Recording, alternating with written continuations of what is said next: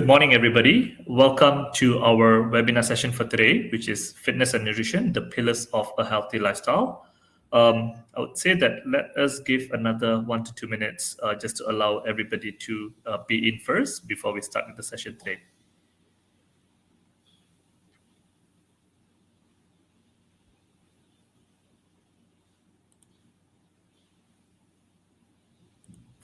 Right, so before we start, just ensure that you can ask your questions and participate in polls and share your thoughts in the chat box on the right side of your screen.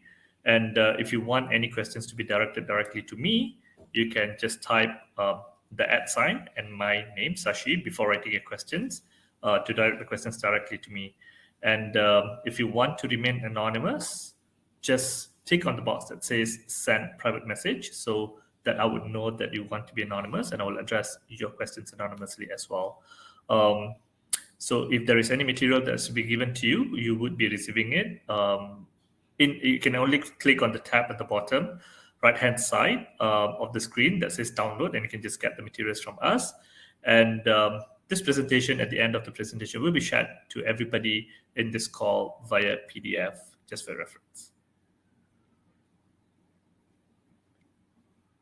Right, with that, let me just introduce myself a little bit. My name is Shasi. I'm actually one of the physical health coaches, the fitness coach in Naluri.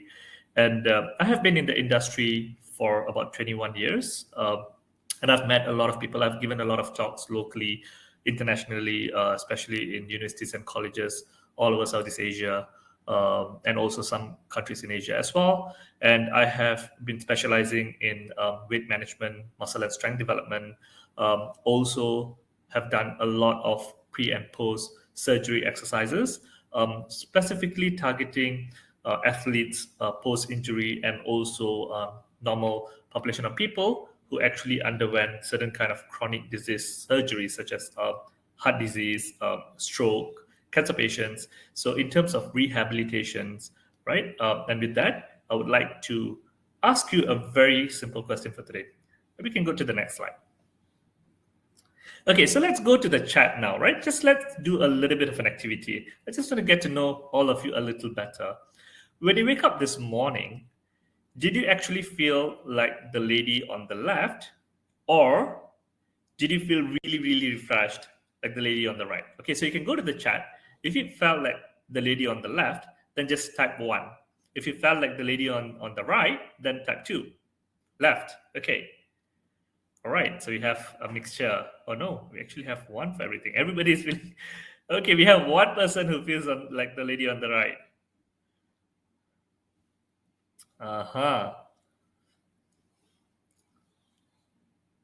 Okay, wow. So a majority of you actually felt like the lady on the left, right? And have you actually thought to yourself, why is it really, really tiring or really, really hard for you to wake up fresh in the morning?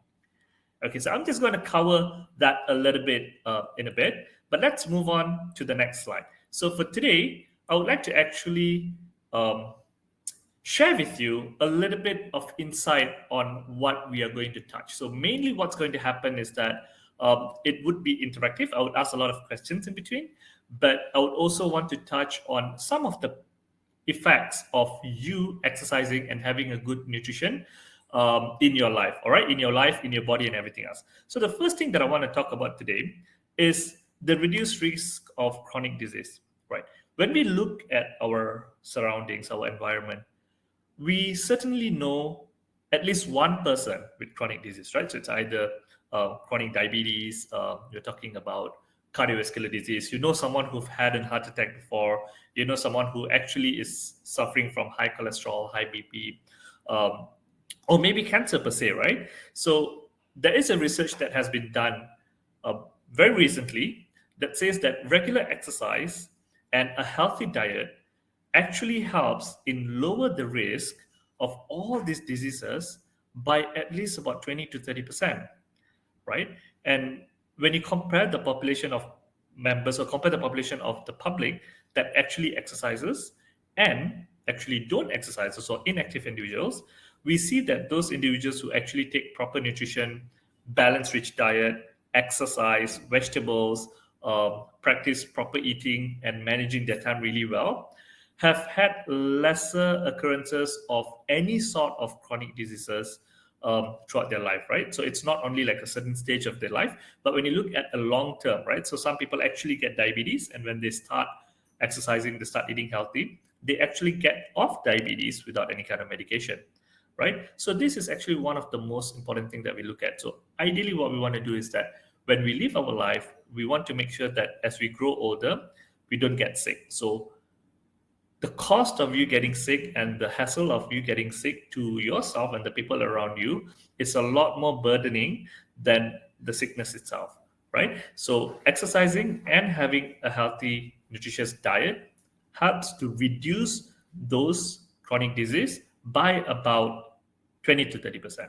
Now let's move on to the next point that we have here, right? So I'm sure that a lot of us in this call today are working towards weight management. So can I have a yes in the chat for any one of you who is actually trying to lose weight but have not been able to achieve that great of a result? Maybe some, but not that much of a result. That's it. Wow, we get a lot of yes. Wonderful, wonderful. So there's a lot of people, right, in this call who actually wants to manage their weight. Now, let's think about it a little bit. We have tried dieting, it didn't work. Or maybe it worked for some people, right? We have tried exercising, right? We have done sit-ups on our tummy. We have done a lot of other exercises, right? We want to lose our belly fat. We want to lose fat from all over our body. But it didn't work. Could there be a specific reason why it didn't work? Have you ever thought, why is it working? Food is really tempting. Yes, it is. I totally agree with you, right? And I enjoy my ice creams every week. I love ice creams, and that's like a food to go on a weekly basis.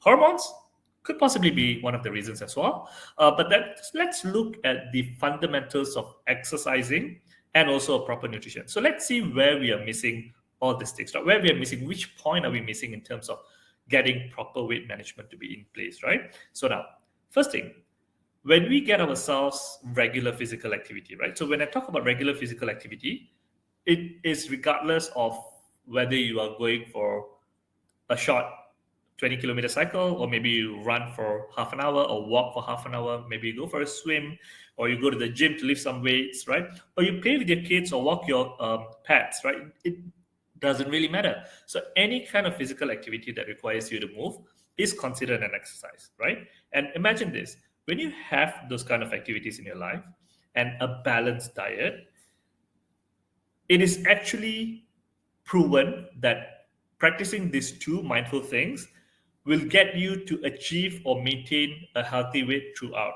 Now, where we usually go wrong is that we overestimate the exercise that we do, in terms of we say that we have done a lot, and we underestimate the calorie that we take in. So we say that we eat really less, right? So understanding these two and how it works really well with each other is actually the key for you to have sustainable weight loss.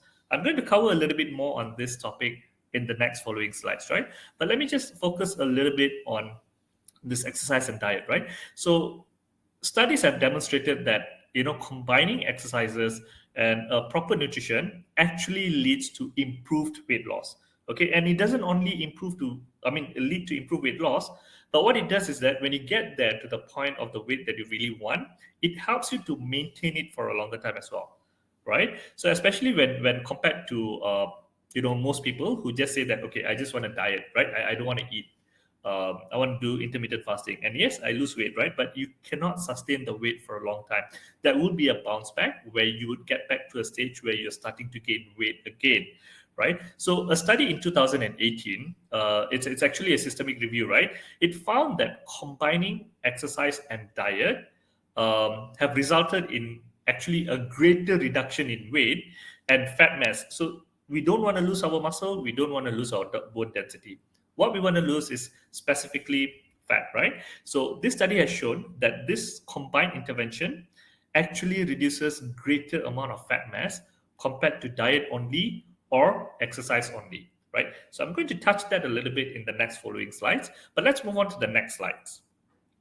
Now, this is something that we always have been talking about, right? Like mental health. Its mental health has been something that is quite worrying, especially since COVID, right? Since lockdown, we found or we heard a lot of news about many people committing suicide. They wouldn't be able to manage the stress that they're going through during the lockdown, loss of financial earnings, loss of family members. So all this was really, really hard and burdening for a lot of people, right? So research also has been done recently, and it has been actually been going on for many, many years, that any kind of physical activity has been associated for improving mental health greatly, right? It does not even it does not only improve mental health, but it also have improved the outcome due to the healthy mental health state of anybody or anyone who's actually practicing physical activity, right?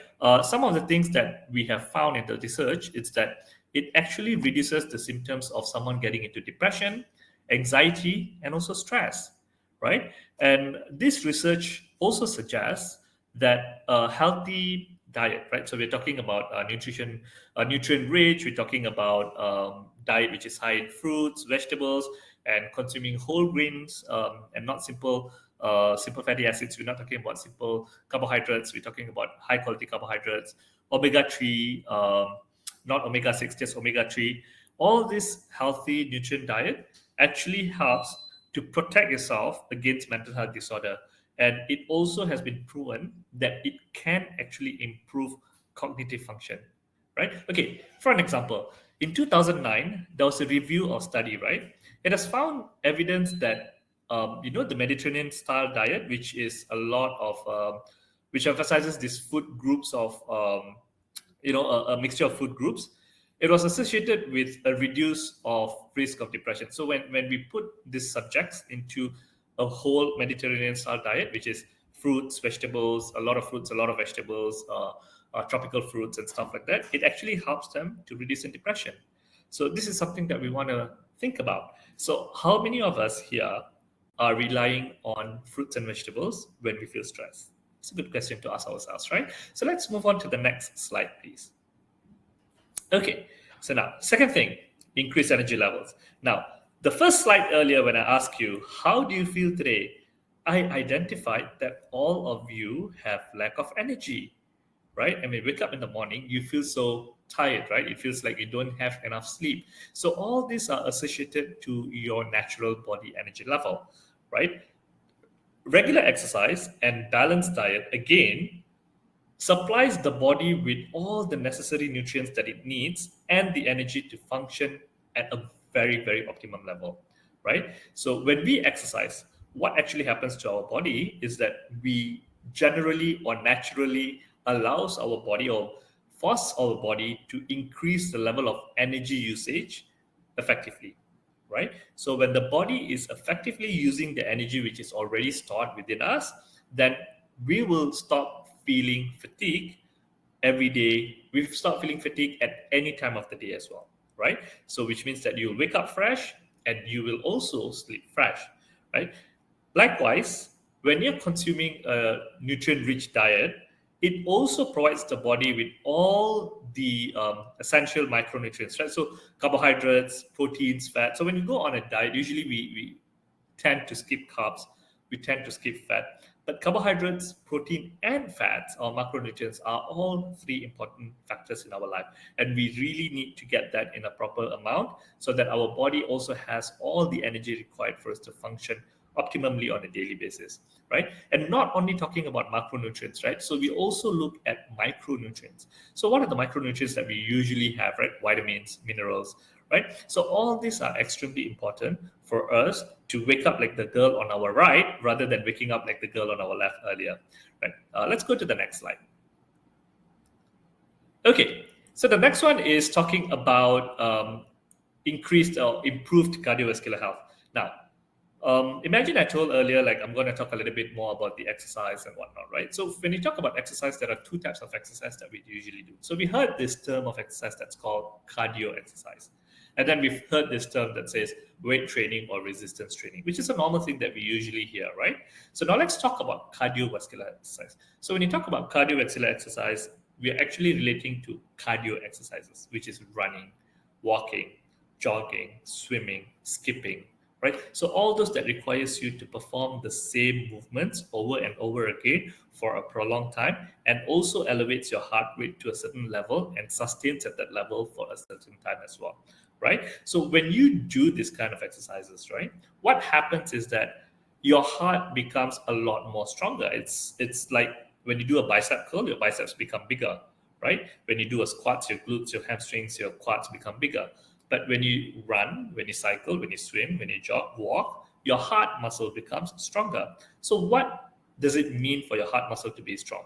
So when your heart muscle is strong, your heart muscle is able to pump enough oxygenated blood to your limbs, to your proximities, in order for it to perform that particular activity better.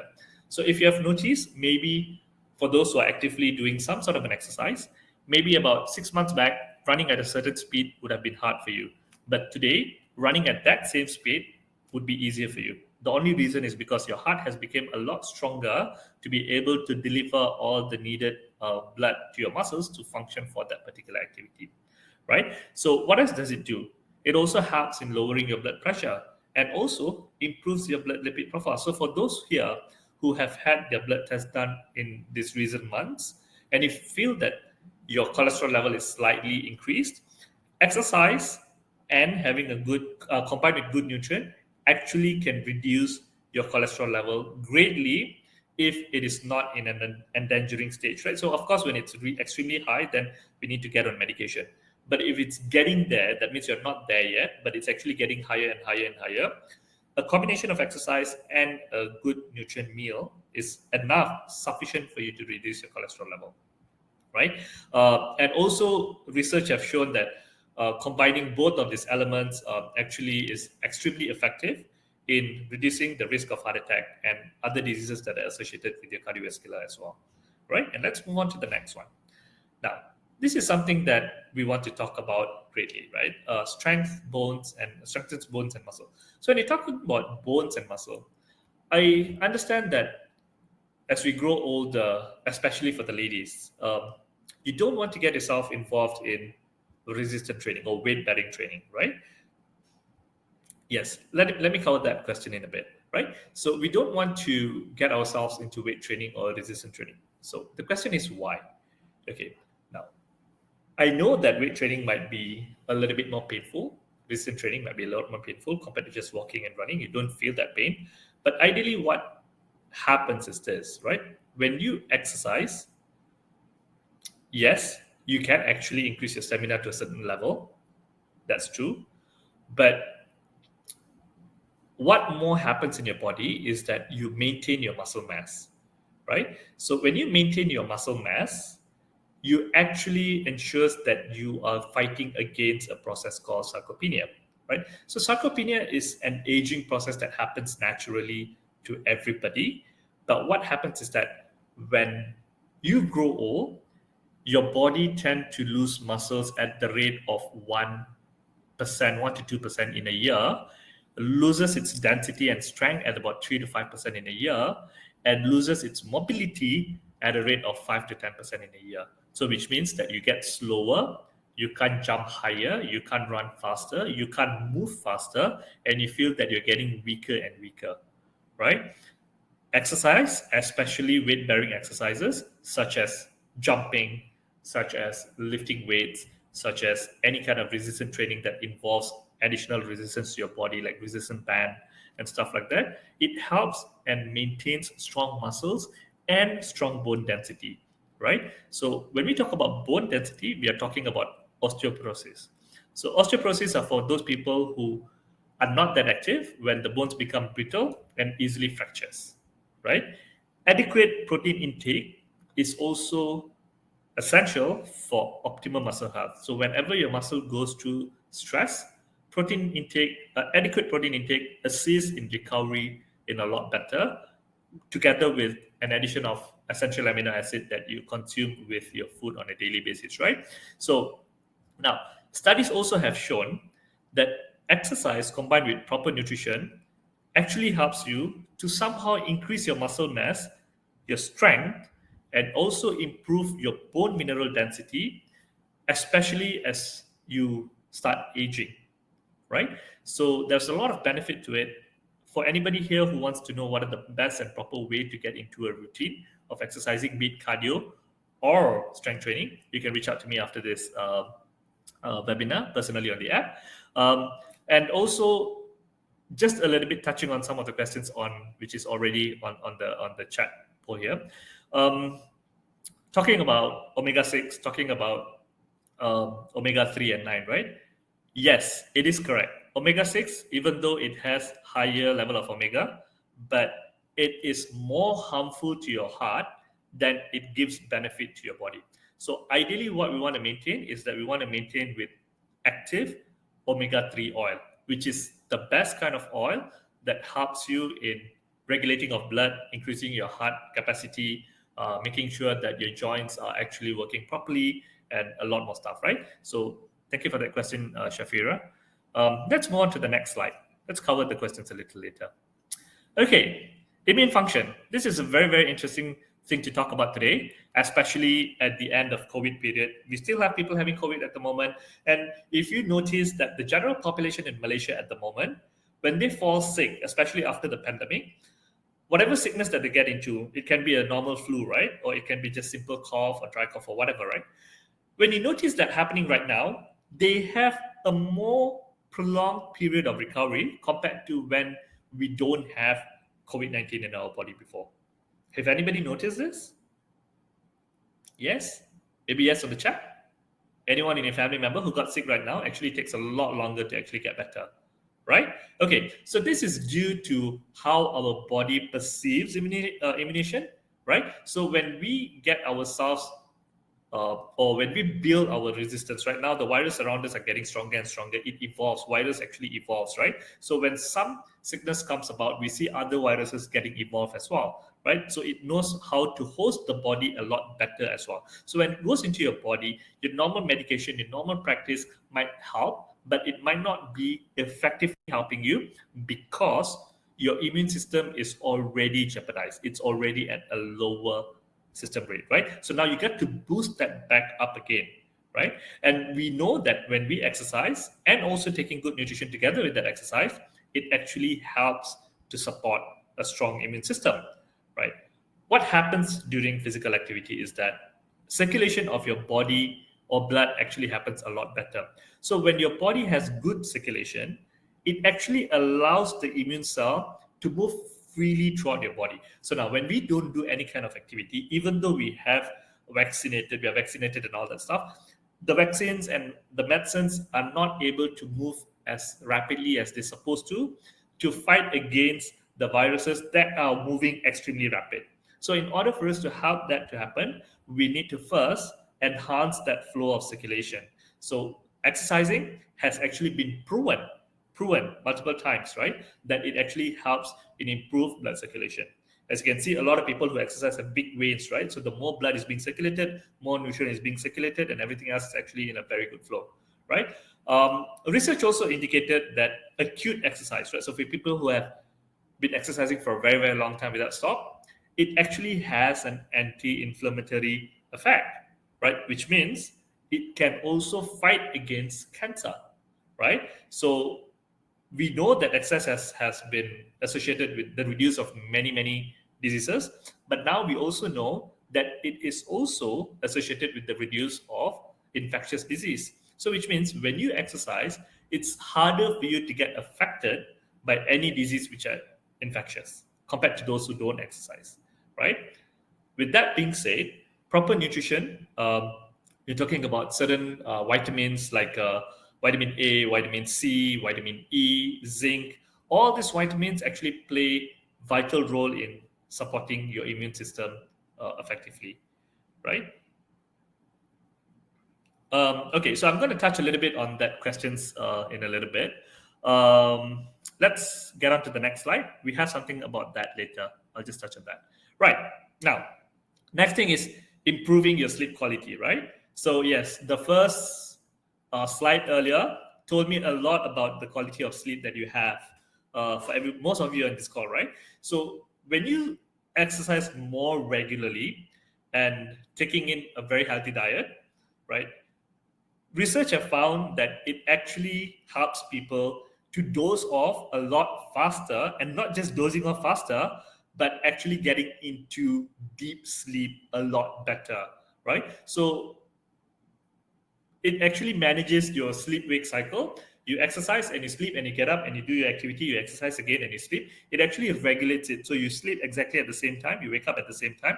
Those particular routine actually helps you to regulate that particular hours of sleep. And when your sleep is regulated, you wake up really, really defogged and fresh, right? So research has shown that a complete 2 hours of REM, deep sleep, right, helps to declog your brain when you wake up, right? So we take in a lot of things when we are awake, right? And then when we sleep, we think through things. And when we wake up, usually we carry that thought over. But having adequate exercise and also good nutrition actually helps you to declog that thought. It rewires your brain to be able to find solutions for the cloggings of in your brain, right? So if let's say something has been troubling you the day before, when you exercise and sleep well, when you wake up in the morning, you usually have better chances of getting answers for it, right? It's not only that, right? It reduces also insomnia symptoms, right? You don't forget things easily, right? And when you talk about nutrient specific nutrients for your sleep, we are talking nutrients such as magnesium. We are talking about tryptophan. We are talking about many other nutrients, right? And we can find all this in a lot of food, right? These nutrients can actually promote the relaxation of the brain and your muscles, and definitely aids in sleep quality, right? Let's move on to the next slide, please. Now, we are looking at the next one, which is an enhanced cognitive function. So, a lot of us here today, we sometimes have difficulty in making right decisions, difficulty in making sharp decisions for ourselves, and also on things that happens to us on a daily basis, right? It is highly actually related or linked to the exercise and also to the nutrition. I wouldn't say exercise, but to the physical activity or the exercise that we do or the food that we take in. Now, when we talk about exercising and proper nutrition, it has been shown that these two things in our life positively impacts our cognitive function, right? And it does not just impact our cognitive function, but it ensures that our brain health is in check, right? So regular physical activity has always been associated with improved memory, right? So when we exercise more, we remember things more. Whatever that we read, whatever that we hear, stays a lot longer, right? And it improves your attention span as well, together with the processing speed of your brain. So when someone gives you a problem, solution pops in a lot faster when you exercise compared to those who don't exercise, right? So put somebody in a room, don't give them an activity to do for 30 days. Ask them to think the solution for the problem. They would be able to come up with the solution of the problem.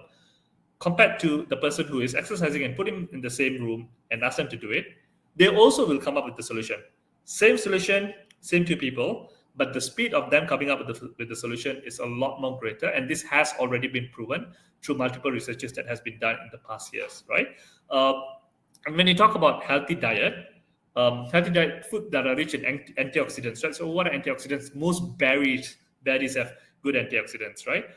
Any colorful fruits, any colorful vegetables, green, yellow, orange, red. So all these are form of antioxidants that we need, right? So colorful food is actually good food, right? So the more colorful food that we take, the more antioxidants that we have in our body, right? And we're talking about omega-3 fatty acids, we're talking about fatty acids in fish, we're talking about fatty acids in chicken eggs, right? So all these are actually very, very good for brain health.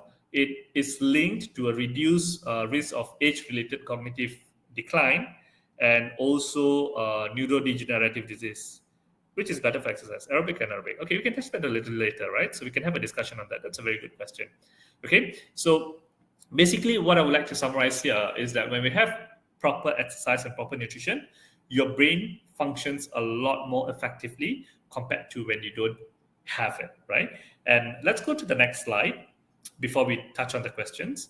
Okay, so now this is something that everybody wants to achieve, right? Increased longevity. So it's not just living long, but you want to be able to live longer, healthier, pain free, happier, right? So all this comes into play when we talk about longevity, right? So we want to have healthy longevity life, right? So there has been multiple studies that have demonstrated that adopting a combination of regular physical activity and healthy diet is associated greatly with increased lifespan, right? So when we talk about greatly increased lifespan, we actually can increase the lifespan by 20% maximum, right? So this has actually been proven in some of the researches, which I'm going to share just after this. Um, and they have and it has actually reduced the mortality rates as well, and not just live long, but chances of you dying in premature death is also very much reduced, right?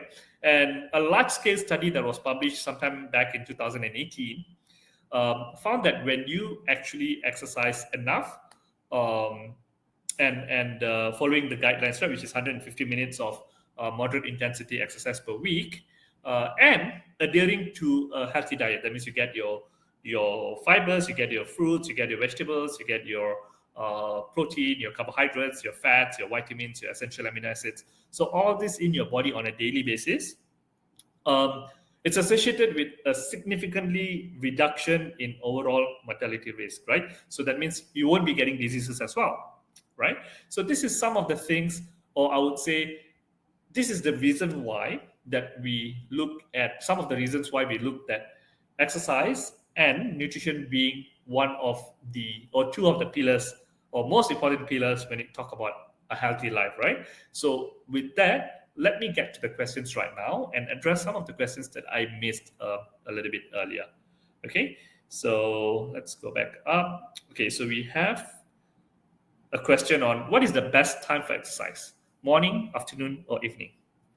It really depends on your body and how you want to or what you want to achieve, right? So for someone who basically says that, oh, I just want to have a fat loss goal, right? I want to make sure that my body effectively uses fat and fuels my exercise so that I can lose. So what you do is that you eat at night, you wake up in the morning, all the food that you have eaten at night has been used by the thermogenesis process in your body while you're sleeping, which means when you sleep, your body needs to keep itself warm, right? And then we have BMR, basal metabolic rate, which is your heartbeat, which is your blood flow, which is your dreams that you think of, and your digestion that is happening in your stomach. So all this requires energy. So the food that you take in at night actually gets processed and used for all of those activities, right? For the good 8 hours. Now, so when you wake up, you don't have that much of a source of glycogen of energy from your food any longer. So if you go and exercise first thing in the morning, then your body is more effectively or more prone to use oxidative energy, which is coming from your fat, to fuel your body. So that would help slightly increase fat percentage compared to the rest, right? But of course, that is just one part of it. There's a lot of it, the type of training that you do, and and also the type of load that you do, how much of sleep have you had, and stuff like that. So on a general high level answer, I would say the time doesn't really matter as long as it's not an hour before your sleep or about 45 minutes before and after your meal, right? So if that can be prevented, then you can actually exercise at any point of the day, depending on your flexibility of exercising. Okay, and we have a question here that says that asks, can we take the rabies vaccine if it does not have bite stray animal? Okay, so when you talk about vaccine, so vaccine is preventing you from getting it, right? So certain vaccination is important in terms of which are very common. Uh, like COVID. COVID is not very common. A lot of people has it. A lot of people had it, and chances for people to have it more is very common, right? So getting a vaccination to prevent that is okay, is fine, right? Like it's prone to happen. But we're talking about rabies. Rabies, I don't have the statistics or the number, but I can conclude that rabies is not something that generally happens to a lot of people unless if you are working very closely with animals, right? Like rabbits, dogs, cats. So if you work very closely with animals, then yes, I would say that taking the vaccine is good for you. But if you don't have any close connection with any animals and you don't have any animals nearby where you stay or whatnot, then I don't feel that it is really necessary for us to get rabies vaccine as well, right? Is there quality sleep according? Okay, so basically, you need adequate sleep to for your brain health, mainly for your brain health, right? So not for the body. For the body, how it relates to Adequate sleep is the ability for your body to use energy effectively through thermogenesis while you're sleeping. So, which means if you have a fat loss goal, if you have a weight gain goal, if you have a muscle growth goal, and stuff like this, then yes, you need to sleep adequately. But it does not depend on the size of the body. All it depends is that you have enough sleep to get you into at least 2 hours of REM, rapid eye movement sleep. So once you get into that stage, really deep sleep, your body goes into an extremely relaxed mode that allows the body to repair itself and make sure that it does whatever necessary function that it has to do effectively, right? And of course, it also helps the brains to declog, as I mentioned earlier. Okay, which one is better for exercise, aerobic or anaerobic? Depends. If you're looking at performance based, if you want to perform better, if you want to sprint faster, if you want to jump higher, then of course you go for an anaerobic base. But if you want to lose weight, you want to live a healthy life and all that, aerobic exercise is totally enough, right? So what is the difference between anaerobic and aerobic? So yes, we talk about it a lot, but we might not know exactly what is the difference, right? When we talk about aerobic, we are talking about oxygen intake in our body, right? How much of oxygen that we take into the body. So when we go and perform an exercise that we are panting continuously, like you pant for 2 to 3 minutes and then you rest for 2 to 3 minutes and then you pant again for 2 to 3 minutes, then we are getting into that anaerobic stage, right? Whereby the body is not able to give the volume of oxygen that the limbs require to perform that exercise. When we talk about aerobic stage, the body is having a slight difficulty only. So it's not like it can't give you enough oxygen, but it's only have to breathe a little bit higher. So when you talk about aerobic exercises, our body literally gets into a stage where oxygen is not adequate. It's not like it's not there. It's just that it's not adequate, right? So one of the ways that you want to identify whether you're in aerobic stage or anaerobic stage is for you to sing a song to yourself. So usually what I say is let's get into the ABCD song, ABCDEFG. So if you can sing it like what I just did, then you're neither in an aerobic stage or in an anaerobic stage, right? So when you go to the phase where you can sing in this motion, right? So ABCDEFG. So you're actually pausing once or twice between the line, then you're somewhere in aerobic stage. But if you go like A, B, C, then you're definitely in anaerobic stage, right? Which is what we don't want to achieve if you are not actually an athlete training towards performance. I hope that answered the question. Now, if a person waking up in the morning, can we skip breakfast but consume on the lunch only? Yes, why not? Right? So it is a myth that says that breakfast is the most important meal of the day. It is not the most important meal of the day. Um, Having meal at any point of the day is fine. There's a lot of people who actually fast every day. Like we see people fasting, intermittent fasting. They don't eat in the morning until evening and then they start eating. Nothing happens to the body, especially for the Muslims who actually fast for a good 12 hours a day, 12, 13 hours a day. We see that good things are happening in their body when they fast, right? So skipping a meal is all right as long as you control the total amount of calories that going into your body and ensure that you have adequate nutrients going into your body, good nutrients going into your body, right? Which one is better for fat loss, cardio exercise or weight training? This is a very, very interesting question. Now, for a high level, I would say weight training. But now let me get into the details of it, right? When we talk about cardio exercise, so when we talk about cardio is cardiovascular helping exercises, right? At that point of doing the cardio exercise, you literally burn about 5% to 10% more. So, example, doing a 30 minutes jog on a treadmill, right? And doing a 30 minutes weight training, you probably burn 150 calories for the weight training and burn about 165 calories for cardio. You probably burn a little bit more for cardio, right? But what happens after that? Once you stop doing your cardio, your body goes into a rest mode and you stop burning any more calories, right? So you don't need extra calories. But when you do weight training, you have an extended epoch, so excess post oxygen consumption. So what is this excess post oxygen consumption? Is that the body needs more oxygen to burn more fuel to make sure that the muscles that had worked during weight training to have a proper relaxation and going down, cooling down, and all that. So this is a process that you want to have, right? So with epoch, it can sometimes last from 2 hours to about 3 to 4 hours, right? Which means you burn 150 calories during the exercise, but you burn another 5 to 10 calories every hour for the next 3 to 4 hours. So that's epoch. Now let's look at another factor of weight training. Your body goes into a shock and your body goes into your muscles go into micro tests, which is why you feel the pain after weight training, right? So this repairing of those micro tests in your body needs calories as well. So your body will continuously use more calorie for the next 2 to 3 days to repair that muscle which is damaged and make sure that that muscle is stronger to lift the weight again the next time. So it doesn't only stop in that 4 hours of burning fat, but it continues to burn calories for the next 1 to 2 days.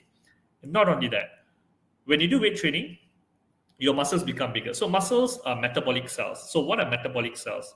Cells that requires energy to sustain, right?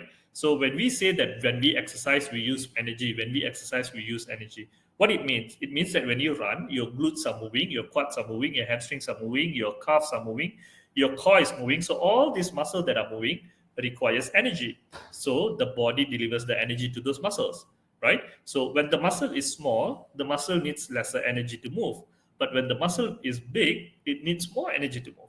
So when you do weight training, when you get more lean muscle mass, you would burn calorie more compared to the people who don't do weight training doing the same activity day in and day out, which means you can eat the same food as someone else and you don't gain weight, but that person who's not doing weight training actually gains weight, right? So this is the reason why weight training is a lot more effective when we talk about fat loss compared to cardio. Now, let's talk about sugar intake. Sugar intake is a form of energy, right? Of course, elevated sugar intake would lead to uh, diabetes, and we don't want that, right? And why elevated blood sugar leads to diabetes is because we consume sugar in the form of glucose from a lot of food that we eat: bread, noodles, rice, right? So most of the carbohydrate, or I would say all carbohydrate food, would be processed to become glucose, will then be used as glycogen as energy in our body. So when we don't use this glucose as glycogen energy, it is stored in our body as fat, right? Now, when we talk about sugar intake, basically, right? So, sugar intake is a form of energy that goes into our bloodstream to be used by our muscles. Now, when you have a lot of muscles and you do extremely heavy activity, you can consume slightly higher sugar because your muscles are effectively absorbing this sugar to be used as fuel. Now, when you don't do that much of an activity, right? So what happens? The sugar level goes up. So insulin comes in, insulin grabs the sugar molecules and send it to your muscle because your muscle needs it, correct? But when your muscle don't need it, when there's elevated sugar in your body, insulin don't have a job. They don't want to come and take that and put into your muscle because your muscles are not moving. You don't need energy, so it stays into your inside your sugar. Sorry, inside your bloodstream. So it stays inside your bloodstream. It actually makes you get into high blood sugar level and gets into diabetes. So that is the reason why we need to be very careful about understanding how much of sugar that we take, or try not to take processed sugar and focus on more natural sugar like carbohydrate sugar. I hope that answered your question as well. Um, any suitable temperature, any suitable degree of temperature for AC when using during sleep at night? Okay, now the body goes into a state of resting when we're sleeping at night. So thermogenesis happens, which is the process of the body's heat being regulated. So when you use too much of cold or too much of AC, the body cannot regulate the temperature fast enough that will make you not able to get into deep sleep, right? So it has to be cold enough just for you to enjoy the sleep, but not too cold that you can't sleep, that you're always getting up in the middle of the night. So if you feel that one of the symptoms that you have is waking up in the middle of the night, adjusting your blanket and whatnot, try reducing the temperature of the AC, or ideally just turn it on for a couple of hours and turn it off after that if that actually helps, right? Yeah, I hope that answered. Now let's get to the next question. Is it necessary to take additional calcium to avoid osteoporosis? Was told that it is not recommended to take calcium supplement. It will not result in accumulation of calcium residue. Very true. Very true. We don't have to take elevated amount of calcium to prevent osteoporosis. We need to take enough calcium that the body requires to have to or to prevent osteoporosis. So what happens in osteoporosis is that your bone becomes brittle, that your bone pores becomes bigger, right? So we want to ensure that this bone pores becomes smaller and your bone becomes more denser. So one of the ways that we can do this is weight bearing exercises. Anything that requires you to have an impact on your bones to create that compression of your bone and to create the density of the bone. So one of the things that you can do is hop in a place, skipping. So things like skipping and hopping in a place actually helps to have bone density a lot better. But if you're a person who goes to the gym and lifts weight, then lift anything above your head, like a squat or a press on top or whatever, right? Or any kind of weight that is going above the head, actually gives that density of your bone a lot better. So these are some of the things that you can do to prevent osteoporosis as well. And of course, with proper nutrition of degenerative nutrition such as omega 3 oil and whatnot. So these are actually very, very good for you. Calcium, unless you are extremely active and extremely engaged in the physical activity, you do not need an elevated calcium intake into your body, right? Is core training and strength training the same or is different? Core training is part of your strength training. So core is in the mid section, right? So midsection, front, behind, everything. So the whole thing is your core section, which is underneath your sheath. So strength training actually strengthens your core. So when we focus only on core training, we're only focusing on the midsection, which allows us to be more stable, but we will have problems in our joints later on. So it's better to have a more overall strength training rather than focusing only on core training.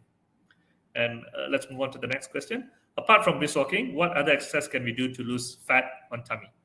Um, Unfortunately, we don't have spot reduction, which means that we can't focus on a specific part of the body to lose weight. Let me just support that hypothesis a little bit. So you see, when we go and run on a daily basis, right? Example for someone who has jogged on a daily basis, the main muscles that we're using is our leg. But how are we able to lose fat overall in our body when we do that, right? So any form of exercise requires energy. Energy is stored all over your body, your tummy fat, your belly fat is actually a big amount of energy stored in there. So when you are able to utilize all this energy effectively, then your tummy will become uh, smaller, right? So we don't have to worry about what kind of activity that we do. We just have to worry about whether we are doing enough activity, right? So with enough activity, belly fat is to be taken away without any issues. Can you do weight training back to back, example Monday, Tuesday, or do you need a few days? I do weight training 6 days a week. I am okay with doing weight training almost every day. I focus on cardio 3 times a week, together with my weight training. So I guess doing weight training on a daily basis is absolutely fine. Your body will start adapting to it. Your body will start feeling a lot better when you do more weight training, and recovery will happen a lot more faster. DOMS will actually not, you won't feel the muscle soreness anymore because the body will identify that these soreness are normal on your daily day basis. So hence you don't really need to feel the pain. So which means that you still do have micro tests, but you don't feel pain anymore. Um, More on recovery or growth. Now let's talk about growth a little bit. So when you talk about growth, the body actually goes into a plateau if you don't have any activity touching the same muscle group within 3 days. So example, if you do a full body exercise, if you don't do it again in day after tomorrow, if you do it today, if you don't do it again day after tomorrow, chances for you to lose slight of your strength, slight of your mobility, slight of your flexibility is always there. So ideally, you don't want to miss 3 days straight of exercise, but if you want to do it on a daily basis, then that's absolutely fine. Recovery will work its miracle. However, one thing to take note is that for recovery to work its miracle effectively, you need essential amino acids, you need sufficient protein in your body. Without sufficient protein and sufficient essential amino acid, you probably would get into more injury because your body requires more time to recover. So it is quite subjective, but a combination of good nutrient and a proper exercise routine would enable you to perform these exercises on daily basis without any problem. Now let's look at the next question. What are your thoughts on Atkins diet, keto, intermittent fasting? Okay, so any kind of diet, right? Any kind of diet plans. I am okay with the diet plans. I have no specific feedback on specific diets. However, let me explain to you what is a diet, why all these diets came about. So it gives you a proper idea on which particular diet that you want to focus on or whether you don't want to focus on a diet. Now, all of this diet restricts you from either eating for a specific amount of time or restricts you from either eating a specific kind of food, right? There is no diet that tells you eat whatever you want, right? Every diet tells you don't eat this or don't eat for this long. So what are they actually doing is that they are restricting your calorie intake. So they're telling you, now I eat meat every day. Now I'm telling I don't want to eat meat. So I'm taking off that part of calorie away from my diet. So that means that amount of calorie is now off, which means my body is going to shrink because I'm not taking as much energy as I used to. So let's talk about intermittent fasting. Before this, I eat every day. I mean, I eat throughout the day, right? But now I'm only eating 6 to 8 hours in a day, right? And I don't eat the rest of the time. So which means I'm restricting my calorie intake to only that 6 to 8 hours a day, right? So the rest of the day, I don't eat at all. So I'm also still restricting my calories. Sorry for that. So in other terms, in other words, all diet that is out there is actually telling you to eat less, but it's just having a specific plan for you to be able to follow it a lot more better. So example, if I tell you don't eat carbs, it's a lot more easier for you to be on a diet. That means you just eat whatever carbs that you stay away, right? But ideally, it's just letting go of a little bit of calorie. So if I tell you don't eat for 5 hours, then it's very simple for you. I don't eat for 5 hours. I don't have to choose what I eat, right? But if you be more mindful about what you eat, then all these diets are not really necessary. I enjoy my ice creams. I enjoy my nasi lemak. I enjoy a lot of food in my life without getting into a specific diet, but I still maintain my fat percentage. I still maintain my muscle mass in my body, right? So yeah, so I hope that answered your question. Is it DOMS normal for everyone? Yes, it is normal for everyone. Everybody goes through DOMS. Some people get it more severe, some people don't, depending on how intense your exercise is. So DOMS literally stands for delayed onset muscle soreness, which is the cause of micro tests in your muscle fiber and the process of recovery of those, right? Which is actually not a bad thing. Now, sucrose, fructose, and glucose, what is difference? Okay, so when you talk about glucose, as I mentioned earlier, it comes from carbohydrate mainly, right? When we talk about fructose, we're talking about sugar that comes from uh, mainly fruits like mango, right? We talk about grapes. It has a lot of fructose. Then we talk about sucrose, which is the process of sugar that comes from sugarcane, which is mainly the contents of soft drinks like Coke and whatnot, right? So all these three things are actually sugar. They're nothing but just different form of sugar, and they all have the same function, which is to provide energy to the body. And excessively taking it is actually going to be bad. The worst out of these three is definitely sucrose because it's in the form of liquid, so you do not know how much that you're taking in, right? And you would think that you're just taking in a little bit, but it's actually going in a lot worse. And it's because it's processed. It is also harmful to your body due to that terms of processed food, right? So I hope that actually answers your question as well. Now let's look at which is more effective to lose weight, running or skipping rope. Both are effective to lose weight. Um, so now again, we are using the term losing weight, but not losing fat, right? So do we want to lose weight or do we want to lose fat? So if you want to lose weight, any kind of cardio is actually extremely good for lose weight because it burns a lot of calories. So what is the difference between losing weight and losing fat? When you lose weight, you lose fat, you lose muscle, you lose water, you lose bone density, you lose a lot of other things that's good in your body as well.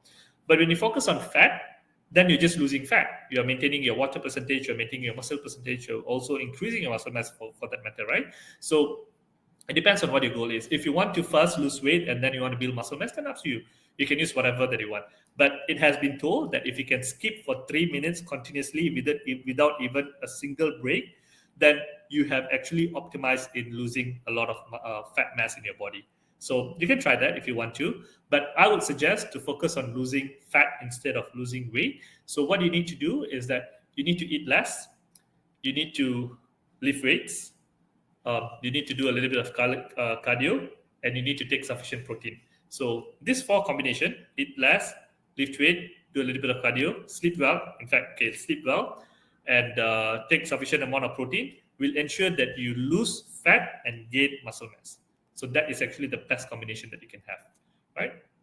Now let's look at the next question we have here. Is it okay if you take whey protein after weight training? How about other supplements like amino acids? That's absolutely fine. Usually, most of the whey proteins contain amino acids, so you need to check if the whey protein that you're taking actually have sufficient amino acids. You don't have to waste money buying amino acids separately. So you can just focus on the whey protein. So again, we call it supplements, right? So when we talk about supplements, it's literally supplementing your body to whatever which is already there. So we cannot 100% rely on whey protein as source of protein, but we can take whey protein as a source of additional protein to your body if you're unable to take it via real food, right? Like if you can't take enough real chicken, if you can't take enough real meat, if you can't take enough real egg, then of course you can actually supplement yourself with more whey protein, right? And also whey protein is fast absorbing protein, which means that it helps in recovery a lot better for your workouts. Now, next question, is it okay to take sweeteners such as stevia to replace sugar? Yeah, it's fine. Stevia is again processed, so taking it in excessive might not be the right idea. But stevia, when it comes to sugar percentage in your body, it's definitely a lot better. Stevia is sugar free, but it's a sweetener. It's definitely a lot better when you talk about sugar content in the body, right? So yes, you can definitely replace stevia with sugar, but ensure that you don't take it very regularly because it is still a processed food and it's still harmful to your body. It's chemical. Um, Mentioned earlier that we need to have enough protein in our body to repair damages in our body. Do we have to check? Do you have a chat based on our weight on how much protein is required? Yes, if you are involved in weight training, if you are involved in activities such as lifting weights in the gym, resistance training, and whatnot, then yes, ideally we want to have either 1.5 grams per kilo of your lean body mass, right? So which means you need to measure how much of um, muscle do you have, and then you times it, how much kilos of muscle that you have in your body, and then you times it 1.5 of that amount to get the optimum level. But of course, it's not something that I would advise for you to do because it's a lot of hassle and you have to do it almost every day. You have to measure yourself every day because your muscle mass changes every day, so you have to be precise. So what I would say is that have, for an average person who has a muscle mass about 30-35% of muscle mass, then you should be taking somewhere around 60-70 grams of protein. So chicken breast, 100 grams of chicken breast contains about 18 to 20 grams of protein, and egg contains roughly about 7 to 8 grams of protein. So you should be able to take in something like that and supplement the rest with whey protein if you have whey protein. But if not, then you just have to find lentils, beans, which contains more protein. So you have a mixture of vegetables, greens, and also meat in your diet to supplement for your protein as well. Now, about instant noodles, Maggie, is it true that this food is harmful to us? Anything which is processed is actually harmful to us. And Maggie is actually one of the most highly processed food. And certainly, if taking it in excessive, it's definitely harmful to us. Plus, it contains a very high level of sodium, which means that it could lead to high blood pressure and possible lead to heart attack. So, getting it in moderation is always very advisable. What about monk fruit? Okay, very, very good question. Yes, we can have fruits replacing stevia. Definitely, it's a better option of sugar. However, fruit sugar, fructose is still sugar. So if it's really sweet, then it's advisable not to take it too much, right? However, watermelon, even though it's sweet, the percentage of sugar in watermelon is actually extremely, extremely low. So if you are craving for something really sweet, getting watermelon is actually very good. Not the juiced form of it, but the raw form of it, right? So taking a lot of watermelon, it keeps you full. It's a lot of water. It nourishes your body. It keeps your body hydrated. It's very less sugar, so it doesn't spike your sugar level. Hence, yes, it's a safe food to take. What should I do when my weight stays and even with consistent and regular exercise? Then we have to look at the type of exercise that you're doing. We need to see how your exercise is progressing, how your diet is actually supplementing that exercise. And with that particular combination, we can see what you want to achieve. So ideally, when we talk about weight, we always think about losing weight. But if you are someone who's looking at, okay, I want to look a lot better. I want to build a little bit of muscle mass and lose my weight and whatnot. Then we have to look at a different kind of training, which actually forces the muscle to actually act as a supplement towards your weight loss compared to a normal jogging, running, swimming, and whatnot. So yeah, so that would actually be the right solution for it. Okay, so with that, I think that we have just time for a few more questions. All right, so I think we can stop the questions for now. Which one is the best fruit for us? Is it watermelon? I wouldn't say there's actually any kind of best fruit for anybody. Watermelon is actually one of the good options, obviously.